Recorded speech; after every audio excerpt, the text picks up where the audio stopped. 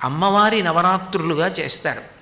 నవరాత్రులుగా చేయుట అన్న మాటకి ఉన్న అర్థాన్ని జాగ్రత్తగా పరిశీలించవలసి ఉంటుంది. నవరాత్రులు అంటే 9 రాత్రులు అని. నిజానికి 9 రాత్రులుగా చేయడానికి రాత్రుళ్ళు చేసే ఉపాసన ఏం ఉండదు.